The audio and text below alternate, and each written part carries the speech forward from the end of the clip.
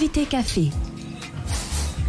L'invité café aujourd'hui, la suite du mouvement des médecins urgentistes du Char. Avancée et perspective. Nous en parlons ce matin avec un des praticiens démissionnaires, le docteur Arthur Desraux-Corté. Bonjour docteur Desraux-Corté. Bonjour. Alors, votre préavis de démission collective expire dans 2 mois, le 3 juillet précisément. 15 jours. Dans 15 jours. Vous êtes toujours sur la même position, démissionner si les choses ne changent pas ? Écoutez, on a pris cette décision parce qu'on arrivait finalement dans une situation bloquée où les choses n'avançaient pas depuis des années, il faut le dire. Et actuellement, on se rend compte qu'on est à 1 mois et demi d'avoir posé notre préavis de démission. Finalement, les avancées, il y en a eu quelques-unes. On n'a pas cessé d'avoir des réunions avec la direction. On rencontre l'ARS tout à l'heure pour effectivement commencer à étudier les solutions de sortie de crise.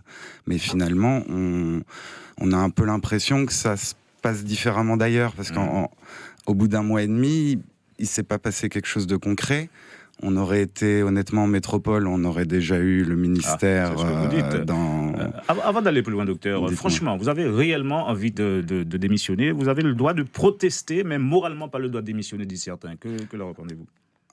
On a envie de continuer à travailler en Guyane, mais on n'a pas envie de continuer à travailler dans des conditions qui nous mettent en danger et qui mettent en danger nos patients. Donc on a vraiment envie d'améliorer les prises en charge. Je pense que personne n'est dupe sur les dysfonctionnements de l'hôpital de Cayenne. Alors, surcharge de travail, cadence infernale, c'est ça la réalité au quotidien ? Alors évidemment, ça c'est la réalité pour nous en tant que médecins, mais pour les patients, c'est aussi les difficultés liées aux prises en charge, les difficultés d'hospitalisation. Et puis il y a pas que les urgences de Cayenne. On est le lien sur le territoire entre les centres de santé. Les centres de santé, c'est un autre secteur qui est grandement en crise en ce moment. Et l'hôpital, de manière générale, est en manque à la fois de certaines spécialités et puis de places d'hospitalisation. Il y a des projets qui sont actés mais qui tardent à voir le jour. L'hospital, par exemple. D'une façon générale, c'est l'hôpital, c'est la santé en France qui se porte mal. Les urgences sont malheureusement quelque chose sur lequel se reporte l'insuffisance de l'offre de soins de médecine générale. Et puis, c'est ouvert tout le temps, c'est aussi une facilité pour les gens que de venir consulter aux urgences. Et on sait qu'on prend en charge des pathologies qui sont de la consultation, qui pourraient être vues par les médecins généralistes. Mais on sait aussi que la médecine libérale est sous-dotée en Guyane. Alors, pour sortir de la crise, on avait annoncé le recours aux médecins militaires, les médecins de ville, l'appel de la réserve sanitaire. Rien n'a fonctionné ? Alors, on a eu un peu d'aide de la part de la réserve sanitaire, peut-être pas suffisamment, pas autant qu'espéré, puisqu'on a eu 2 praticiens qui sont venus 4 jours, un praticien 10 jours et 2 autres praticiens pendant 3 jours. Honnêtement, on peut se poser la question du coût que cela engendre d'agir à la dernière minute. Le temps de poser les valises, il faut déjà repartir. Et de pas prévoir, exactement, ouais. Donc voilà. Sur la question des médecins militaires, on en a qui travaillent dans le service, c'est toujours les mêmes, ils travaillent avec nous depuis des années, donc c'est des confrères avec qui on bosse, et on n'a pas eu de renfort supplémentaire. Et puis pour le reste, on a un peu l'impression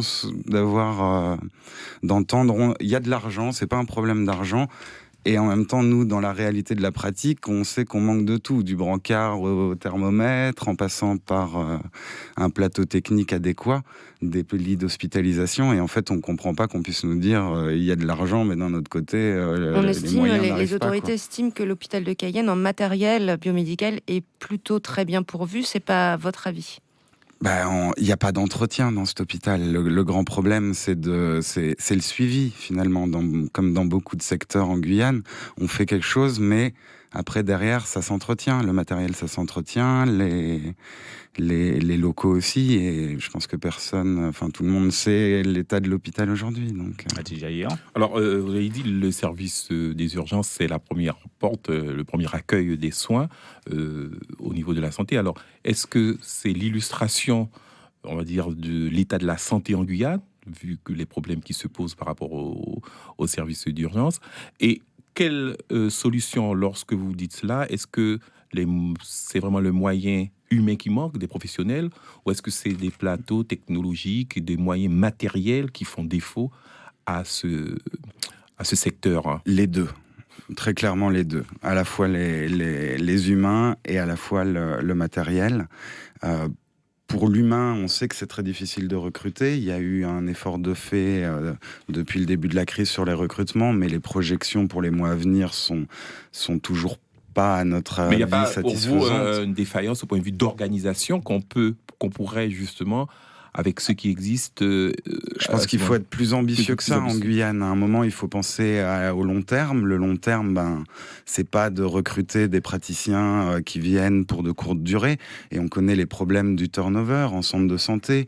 Enfin, c'est dramatique d'avoir des praticiens qui viennent 2 mois, qui connaissent pas les cultures, qui connaissent pas les usages, les coutumes, et qui finalement n'ont pas de suivi. Les malades atteints de pathologies chroniques en centre de santé, avec un médecin qui change tous les 2 mois. Et vous-même, vous nommez une année que vous êtes en Guyane? Moi, ça fait 7 ans que je suis ici. J'ai fini mes études de médecine ici, c'est-à-dire que j'ai fait tout mon internat ici. Et puis, je suis tombé amoureux de la Guyane et depuis, j'y reste et j'ai envie d'y rester. C'est pour ça qu'on a fait notre démission. C'est pas parce qu'on veut partir, c'est parce qu'on veut que les choses s'améliorent. Parce qu'on n'est pas dupe que les Guyanais méritent une offre de soins bien meilleure que celle qui est actuellement sur le territoire. Et quelles actions prévues dans les prochains jours, dans les prochaines heures même, pour booster, pour accélérer les choses? On rencontre l'ARS pour une réunion de travail pour aborder les différents points qu'on a évoqués dans une feuille de route de sortie de crise qui concerne à la fois les facteurs humains et des points propres au service urgence SAMU. Mais comme on est en lien avec tout le reste de l'hôpital, on a aussi des revendications sur des secteurs qui nous concernent, de soins continus, d'hospitalisation de court séjour. Il n'y a pas de gériatrie, les soins palliatifs sont quasiment insignifiants à l'hôpital. Il n'y a pas de médecin de soins palliatifs, par exemple. Et tout ça, ça retentit sur les urgences. Et puis, de manière plus générale, on revient à la question des centres de santé, où à un moment, il va falloir quand même augmenter à la fois le nombre d'humains et puis les dotations matérielles. Marie Passoula a besoin de biologie, de radiologie. C'est 12 000 habitants, il y a 3 médecins au centre de santé, quoi. Malik Ataï. Le 3 juillet, si rien n'est fait, si rien n'est débloqué, qu'est-ce qu'on fait ? On est déjà bien embêtés parce que dès la première semaine, on avait demandé à ce qu'il y ait une mission extérieure, donc nationale, qui vienne.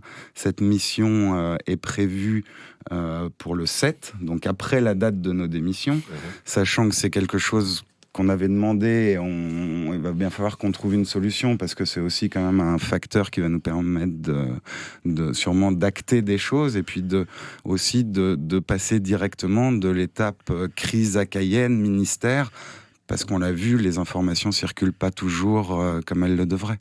Alors, en ce moment, la direction du char négocie une subvention de 43 000 euros dans le cadre 43 millions d'euros dans le cadre du COPERMO, le comité de performance et de modernité. Vous pensez que ça sera une goutte d'eau ou bien ça sera la subvention qui va permettre de changer? C'est nécessaire, ça a été recalé plusieurs fois. C'est-à-dire que là, on espère que le projet va être acté, mais la problématique ne résout pas à la fois le déficit de l'hôpital et puis est-ce que c'est suffisant pour l'offre de soins de manière générale, parce que les centres de santé, encore une fois, c'est l'hôpital, ça fait partie de l'hôpital, et je pense qu'il faut être un peu plus ambitieux que ça sur les... Mais c'est un bon départ, on en a besoin, vraiment. Docteur Dero Corté, merci d'avoir répondu à nos questions ce matin. Je vous en prie, merci.